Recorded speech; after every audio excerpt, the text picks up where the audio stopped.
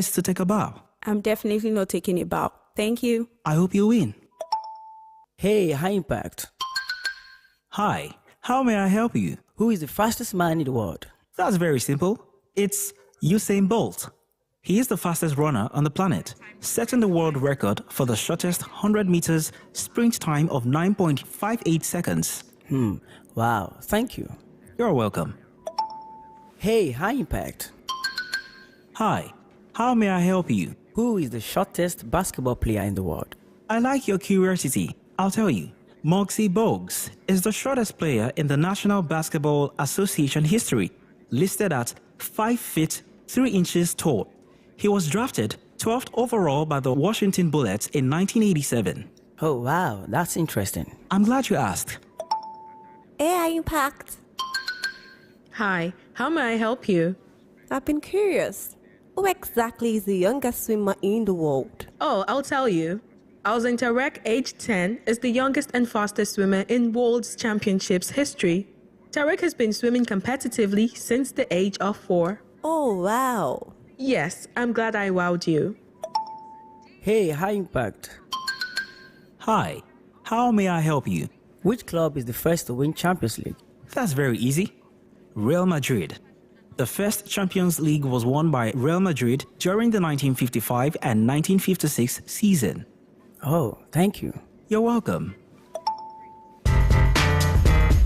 From the greens of golf to the court of tennis and basketball, the octagon of UFC to the square room for boxing, track of Formula One, and the pitch of football. Join the sports crew on Sport Hall, 6 to 7 p.m. Mondays and Wednesdays, Fridays 5 to 6 p.m. and 2 p.m. on Saturdays. Here on iMpact Radio 102.1 FM, Lagos. Reviews, views, and interviews, just the way you like it. Exclusive on High Impact Radio 102.1 FM, Lagos. Sport Hub. For all the updates and analysis.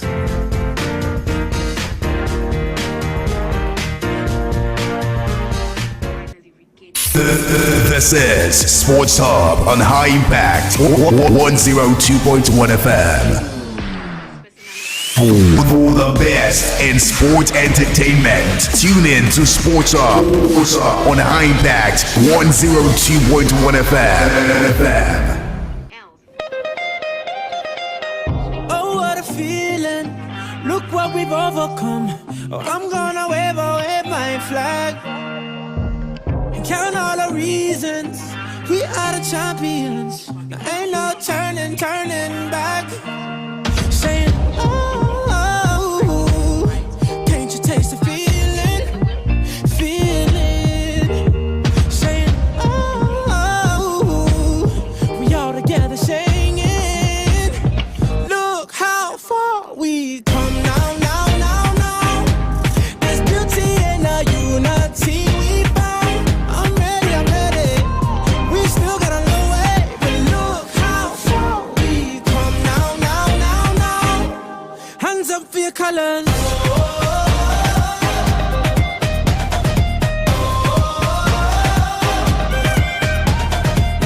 Ready the people, a new day has just begun, and I wear my colors on my back. Yeah, we created equal, one race and that's human. Can't wait till they all see that. Saying, oh, can't you taste the feeling? Saying, oh, we all together singing. Look how far we come now.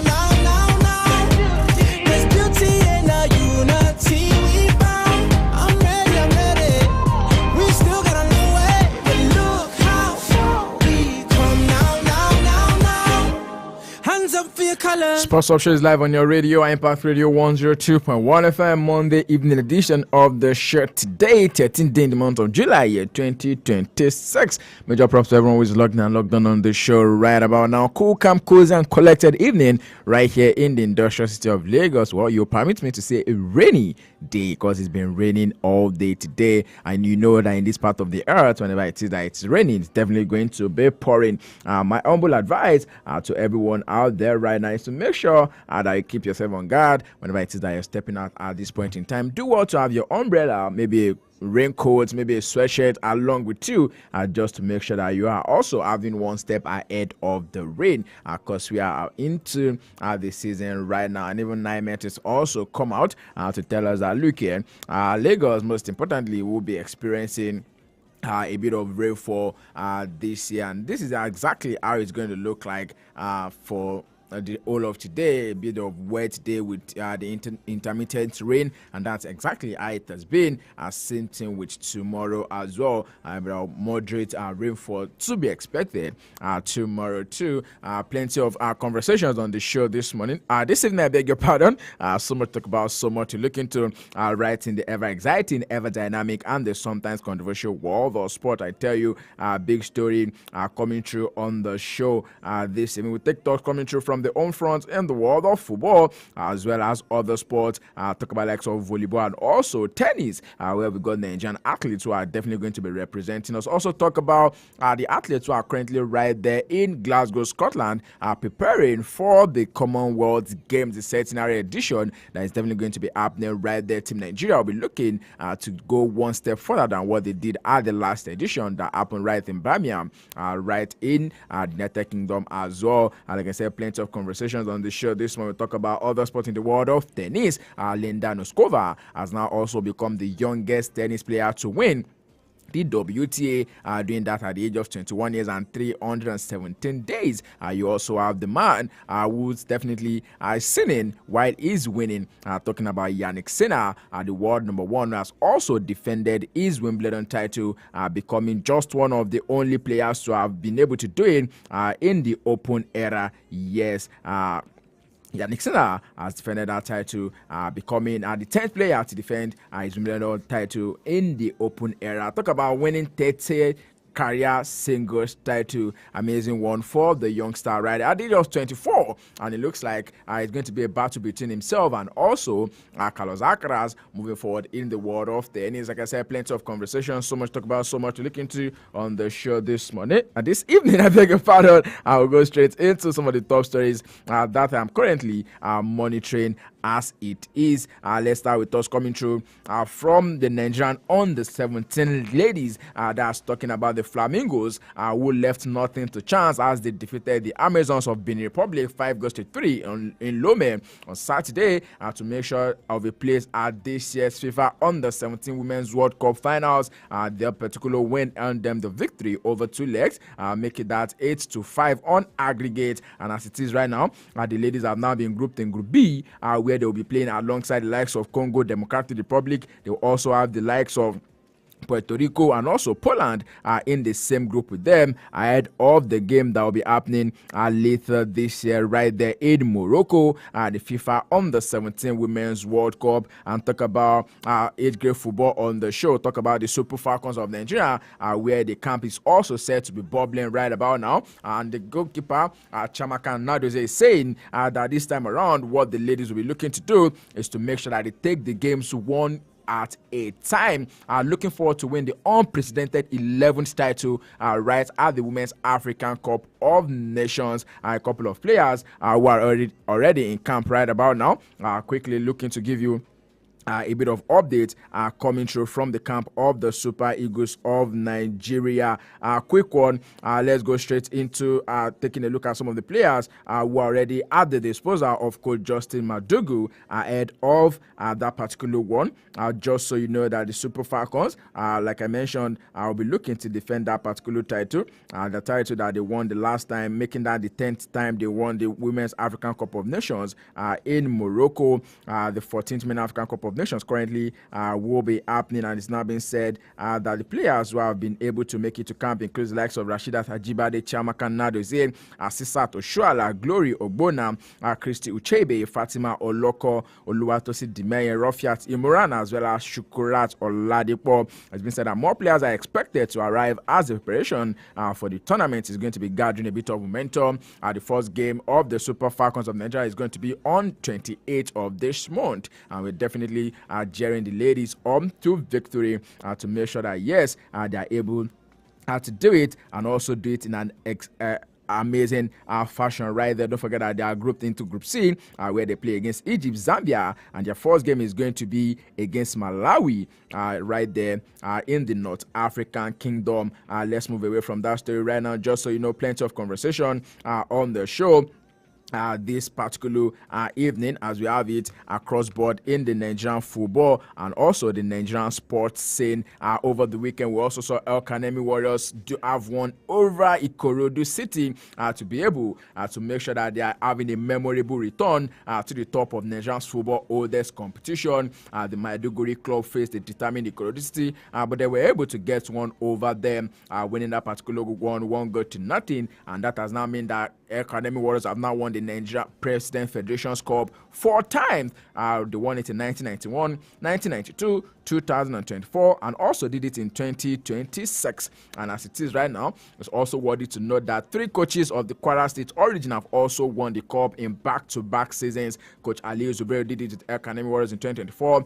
Coach Nesoni did it with Kwara United in 2025, and as well as Coach Kabiru Dogo, who also did it once again with El Kanemi Warriors just this particular time in point. That now means that the 4 representative of the Nigerian right there at the CAF Confederation and the CAF Champions League has now been completed. Rivers United, Enugu Rangers, Shooting Star Sports Club of Ibadan, and also El Kanemi Warriors, 2 for the CAF Champions League, as well as 2 for the CAF Confederations Cup. And a bit of conversations currently on the way, if you find it, is the fact that there's every possibility that CAF might also be looking to expand both the CAF Champions League and also the CAF Confederations Cup. It's been said that CAF is studying the possibility of increasing the number of representatives from the 5 best African leagues, following a request from the Egyptian Federation. So this now means that there will be a bit of new space for some more teams to also be a part of the tournament. Quickly running through the timetable for the CAF Confederation and also the CAF Champions League this year. It's been said that the preliminary round is going to be starting later in the month of September. That's going to definitely be in the first weekend, and then there's also the second leg of the second preliminary round, which is going to be between October. The first and the second leg will also be played in October, and then the group stage matches will commence from 27th to 29th of November, and then the match day 1 to 6 will be wrapping up by January 2027, and then we'll go straight into the knockout fixtures. That particular one will be starting with the quarterfinal games between February and also March, and the finals is scheduled to be played between 9th and also 31st of May. But then whooping sum of money by CAF this particular time, because it's been said that CAF Champions League winners will be going on with a whooping $6 million, while the CAF Foundations Cup winner will be going on with $4 million. The current defending champions of the CAF Champions in Mamelodi Sundowns definitely will also be looking to come out once again and maybe defend their title. What to expect from Nigerian representatives, possibly a better outing, more than what we had in the last couple of years. Because don't forget that the last time that the Nigerian team was able to make it to the quarterfinals was in 2023. That was when Rivers United were able to make it through, and they lost that particular one against Young African, that team that is from Tanzania. And as it is, no team in the last couple of years, in the last 2 years, have gone past the playoffs since then. Okay, Enyimba were able to make it through to the group stage the last time out in the CAF Champions League, but then that definitely did not end well for the team. Plenty of conversations on the show this evening.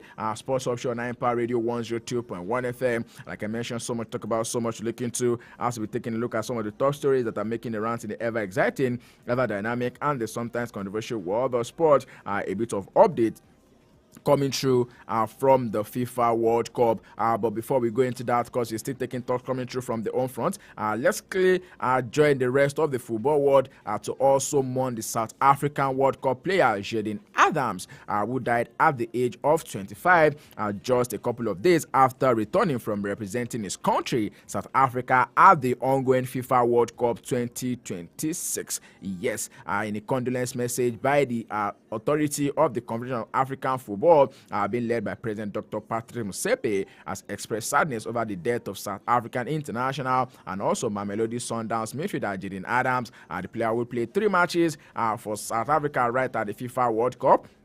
And as well, having just won the CAF Champions League with Mamelodi Sundowns, I was alleged to have committed suicide just after returning from the FIFA World Cup. Lots of questions to be asked concerning that particular one. But then, from us right here, and as well as other football and also sports-loving fans, we are extending our condolences to the South African Football Association and as well the Mamelodi Sundowns Football Club and his family as well. Report has it that he definitely lost his grandmother while he was representing his country at the World Cup, and possibly one cannot tell, but authorities definitely are saying that the cause of the death is more related to being suicidal, but then the police are saying that investigation is still very much on the way as regards that particular one. Moving on from that story right now, still plenty of conversations to take on the home front on the show this evening. Sports Option 9 Power Radio 102.1 FM. I will definitely go straight after this particular one into the world of football, because I tell you, there are plenty of talks from the FIFA World Cup 2026. Everyone is super pumped right now because of the stage that we have gotten to in the tournament this time around. The time when the boys have now been separated from the men, and one can easily tell that look here. We already know what is going to be happening in the coming days. Someone say, we already know. One can easily tell that, look here, it's now the battle of the big boys, because if you take a look at it, the 4 teams that are remaining in the FIFA World Cup are the top 4 teams in the FIFA rankings, and this is like the first time in a very long time that FIFA will also be recording such a feat as this. Let's go straight in some of the stories that we'll be taking a look at. It's now been said that the Nigerian Cricket Federation has been named the winner of the ICC Creole Cricket Festival of the Year award, a global recognition celebrating innovation and impact in grassroots cricket development. The Nigerian Cricket Federation received the award for its transformative Creole Cricket Festival held in Zamfara State, an initiative that showcased cricket as a vehicle for inclusion, empowerment, and also social change. In other news, also been said that the local organizing committee of the Maiden National Intermediate Games has unveiled the official logo and also mascot for the event, marking another milestone in preparation for the Youth Sports Festival scheduled to hold in Lagos from October 10 to 15. Chairman of the LOC and Deputy Chief of Staff to Lagos State Governor Sam Egube led the unveiling alongside the committee's co-chairman, Chairman of the Lagos State Sports Commission, Lekan Fatodu. The LOC Chairman Egube described the unveiling as a perfect launch pad for the inaugural games, saying that is a very proactive moment that they are taking right there. Moving on from that particular story right now, it's also been said that the Nigerian Table Tennis Federation has unveiled its squad for a series of continental and also regional tournaments, with teams set to compete in Ghana and also Guinea later this month. Here we go. Hands up for your colors.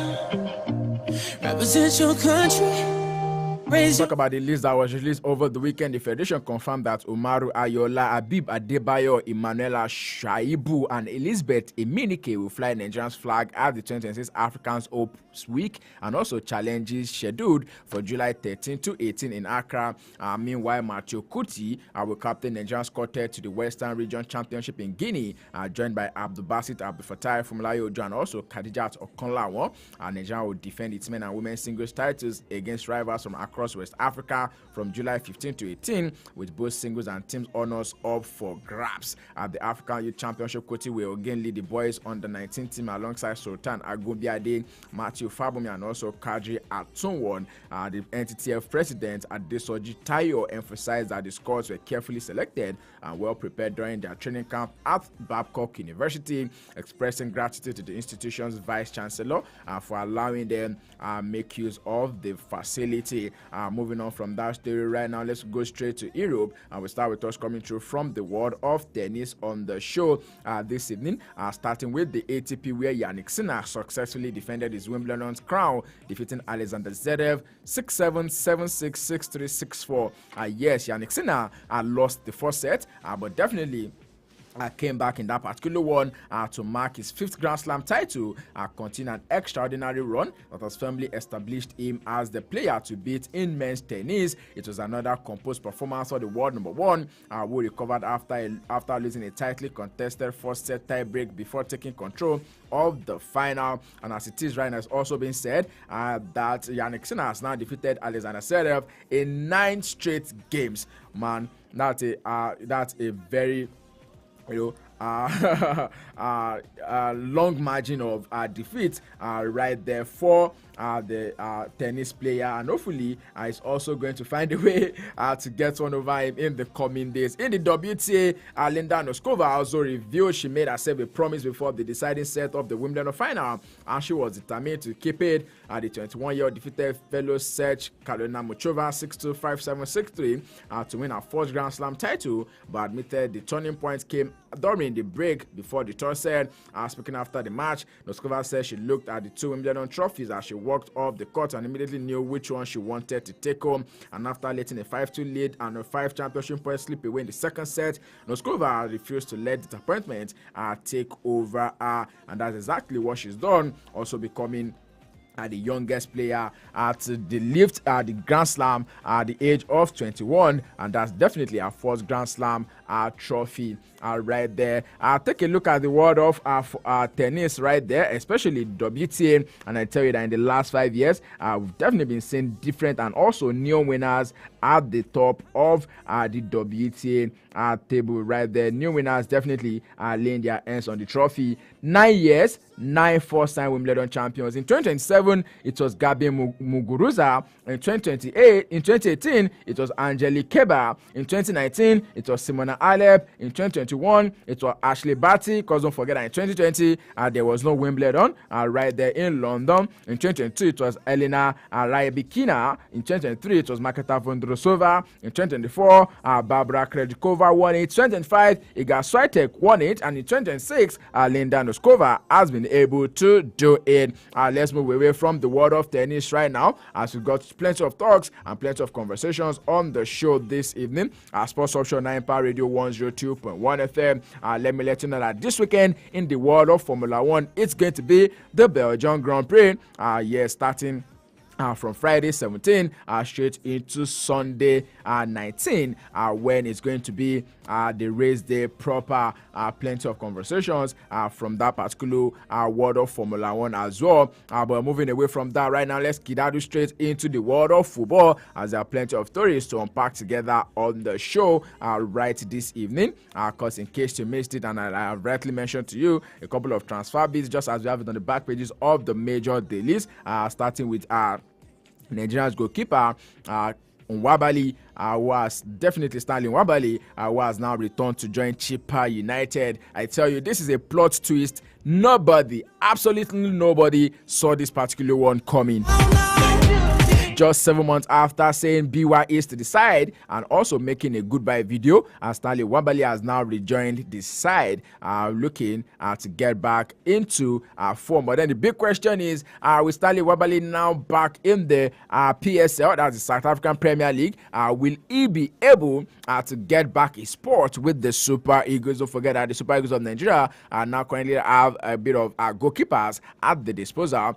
There's the likes of Mariko Koye, there's the likes of Arthur Konko, you can name in Stanley Nwabali as well, and a bit of other goalkeepers like likes of Francis Uzoro too. That makes it a bit of competition right in the middle of the stakes for the Super Eagles of Nigeria. Moving into the world of football right about now, like I mentioned, plenty to unpack together right on the show. Talk about this particular story coming through from Barcelona. Because it's now been said that Joan Laporta, who is definitely the head of Barca right there, saying that Barcelona's offer for Julian Alvarez is on the table, but for a limited time. Barcelona's substantial offer to sign Atletico Madrid for Julian Alvarez still stands, but only for a limited time. That's according to Barca president Joan Laporta. The Spanish champions are keen to sign the Argentina international, but so far have been unsuccessful in their pursuit.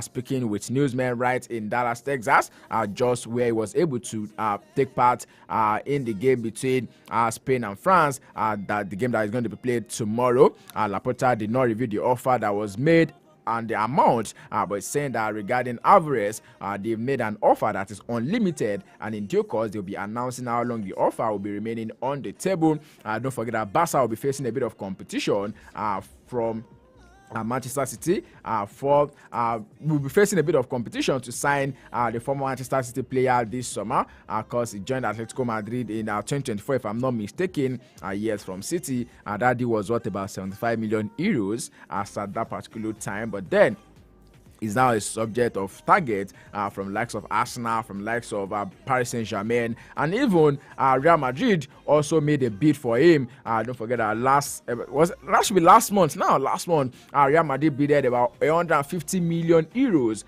for the player, who is definitely still competing with the Rojiblancos in the Spanish La Liga right there. But then the team are also reluctant to let Alvarez join La Liga rivals Barcelona. So where it's going to be ending up by the end of the summer transfer window will be left to be seen. Moving on from that story right now, Liverpool head coach Andoni Iraola has admitted that the club needs more players, but are working hard behind the scenes to bolster his squad in this transfer window. Speaking at his first news conference, he's been appointed as Liverpool boss last month. The 44-year-old acknowledged there will be an element of transition this summer as the club is seeking to replace experience of departing players likes of Mohamed Salah, likes of Andy Robertson, and also Ibrahim Konate. The rest have already completed 2 signings. Talk about defender Jeremy Jacquet and also forward Victor Munoz. But then, according to the manager, the former AFC Bournemouth head coach is saying that the club still lack depth in some of the key areas. Don't forget that he guided Bournemouth after 3 years to make sure that they record their highest place in the English Premier League, coming 6th place in the English Premier League last season. But this time around, he would definitely be looking to do something different with this Liverpool side. Still plenty of conversations on the show this evening. Let's go straight into transfer bits, and we'll wrap things up with us coming through from the FIFA World Cup. It's now been made official that Manchester United has signed midfielder Andre Santo from Chelsea. The club have announced that the fee was said to be in the region of £48 million, with a further £2 million in potential add-ons, bringing the 22-year-old Brazilian to Old Trafford. Santo is joining Chelsea, who joined Chelsea in 2023 and went on to make 28 Premier League appearances for the Blues before sealing his move down to the red side of Manchester United, who turned their attention to Santos after missing out on Matthew Fernandes, who completed the move to Tottenham Hotspur earlier in the transfer window. Of course, United are saying that they are excited to sign the player, and midfielder has also becomes United's latest sign of the summer. The club is continuing to strengthen the squad from Michael Carrick ahead of the new Premier League season. It's been said that United are currently not proceeding with the move for Atlanta midfielder Ederson, because the two clubs agreed a fee of about £35 million for the Brazil international before the World Cup, but the deal is now said to not be moving forward. Sources are close to United are saying that the exact nature of the issue have not been ruled out.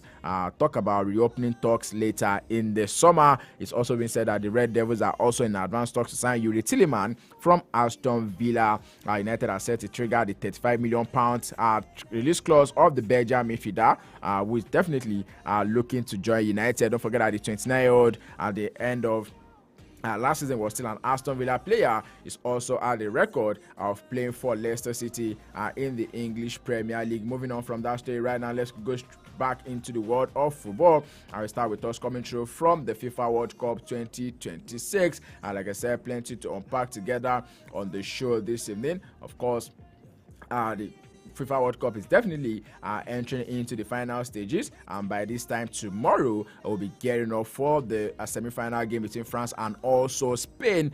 Two big teams that will be looking to lock arms together in that particular encounter. France is star-studded side, and likes of Ryan Cherki, likes of Kylian Mbappe will be looking to break that particular record.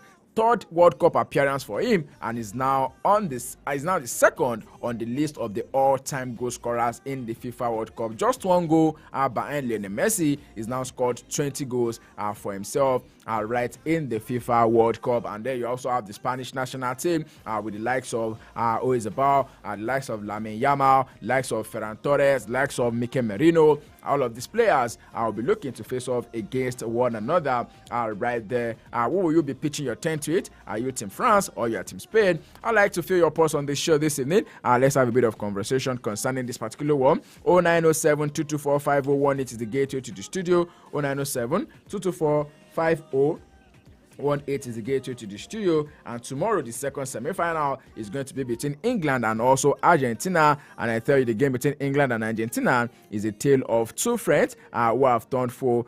These two teams don't usually meet often, but for the Three Lions, they've been on some form of upward trajectory in the last couple of years. They've been on an upward trajectory in the last couple of years, because it can be said that this is more like a deep-rooted rivalry.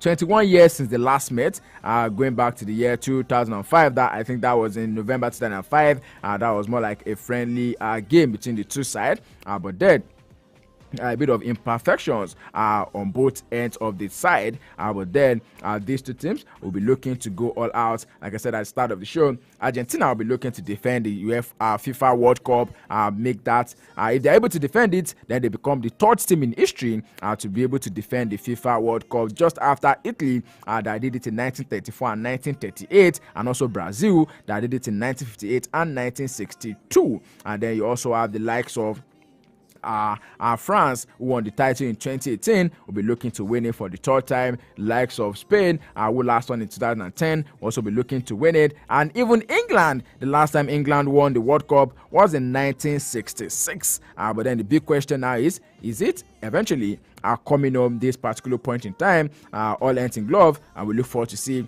how that particular one is going to be unfolding in the next couple of days. It's the battle of the heavyweights right now. One golden trophy, and then it's four teams will be jostling to see who is going to be taking it home at the end of the day. I bet everyone is now set for an absolute blockbuster material of football in the next 2 days. The hand of God go by Diego Maradona will definitely be something that a lot of fans will be looking forward to this time around, because yes, plenty of conversations as to whether or not this Argentina side is a team that anyone can stop. That's the big question.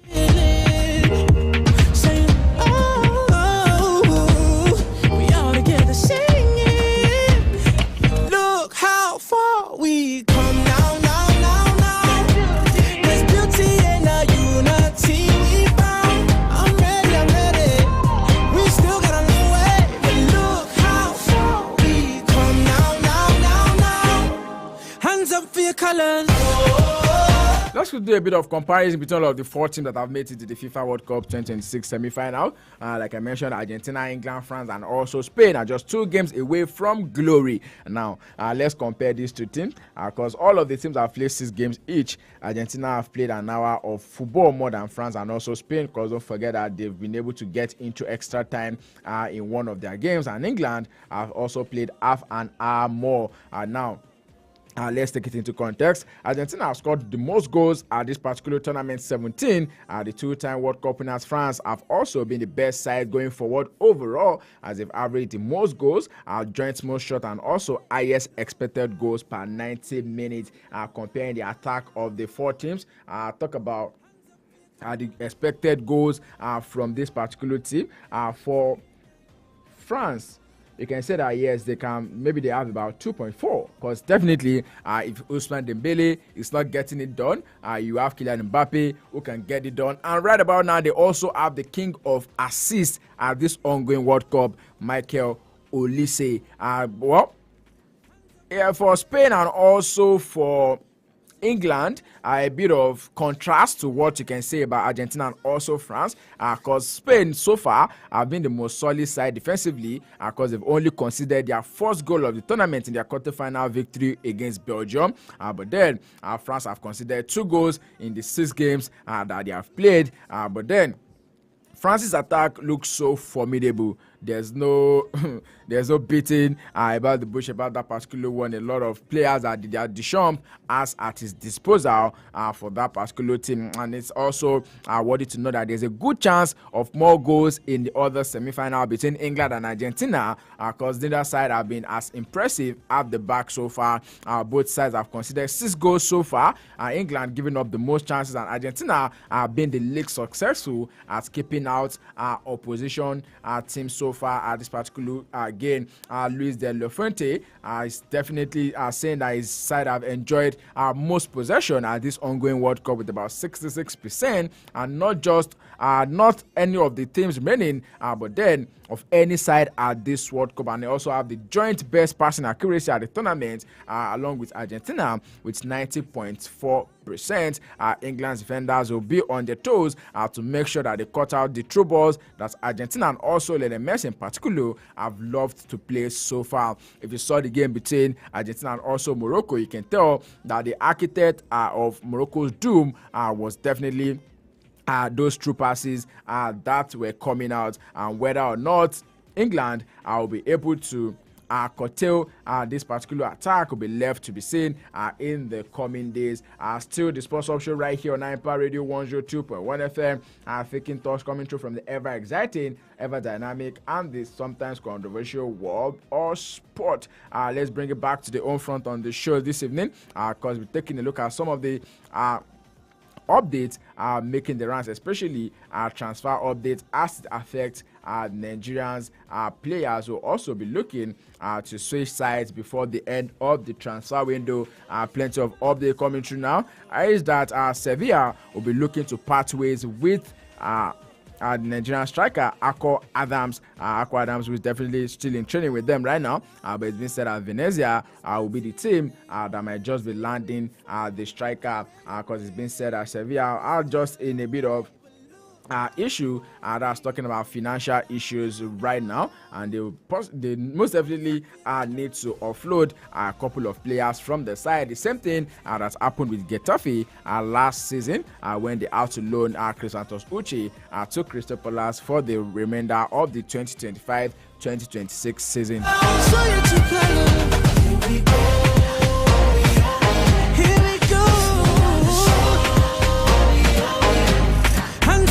Colors represent your country, raise your flag, show your true colors. Oh, what a feeling, look what we've overcome. Oh, I'm gonna wave my flag. Taking a look at other transfer bids just as that on the back pages of the major dailies this evening. It means that Bayern Munich are remaining confident that their striker Harry Kane will sign a new long-term contract despite interest from Tottenham Hotspur, Barcelona, and also Real Madrid. According to reports, the 32-year-old has entered the final year of his deal, prompting speculations over his future. But it's been said that talks with Bayern Munich are progressively positive, with Spurs retaining hope they will eventually bring their all-time leading scorer back to North London. Bayern Munich are believing it's only a matter of time before the England captain commits his future. Aston Villa are finalizing the transfer of Switzerland and Freiburg midfielder Joan Manzambi. The 20-year-old who shone at this summer's World Cup before picking up an injury has opted to join Villa ahead of the Premier League rivals Newcastle United.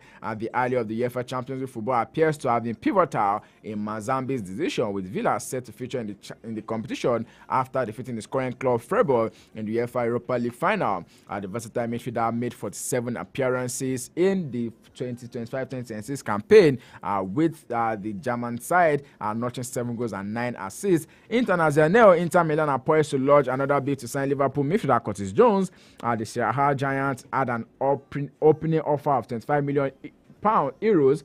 25 million euros immediately knocked by Liverpool, who are prepared to retain the academic graduates if a higher bid is not received. Jones is 25 and is under contract at Anfield until 2027. I remember when Curtis Jones made his debut for Liverpool. That was in I think that was under Jurgen Klopp in 2020. Yeah, that was in 2020 when he made his debut. very much.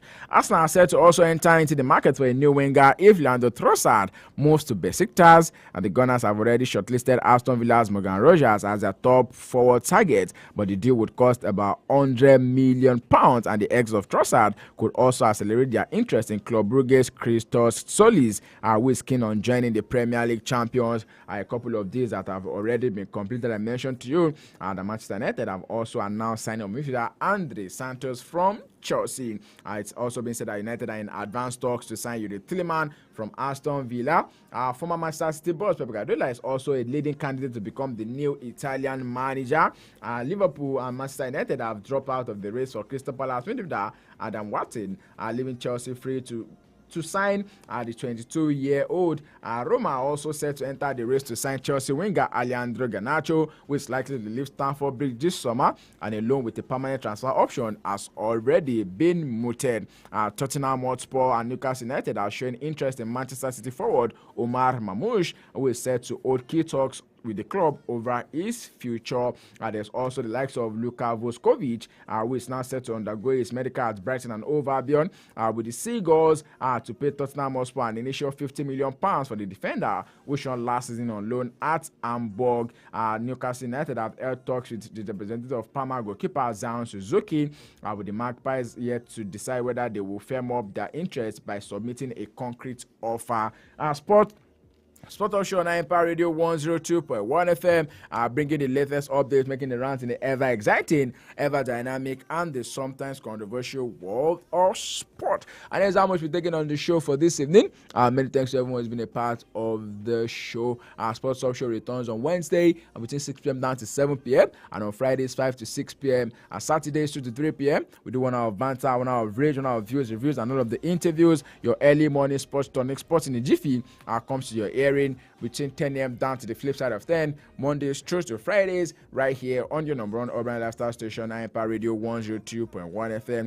Ayo Deji Ajiboye sign out on the show this evening. I always tell you to stay sporty, stay active, drink enough water to stay hydrated. Go out there and be the best version of yourself. Don't forget to be kind, because kindness is cool. It's raining right here in the city of Lagos, and what you can do for yourself is to make sure that you get your favorite beverage, might be tea, might be coffee, or anything that keeps you going, just to make sure that you stay safe and you stay guided this particular period. I'll see you when I see you once again. It was the way Sugar signing out right now. I don't work out.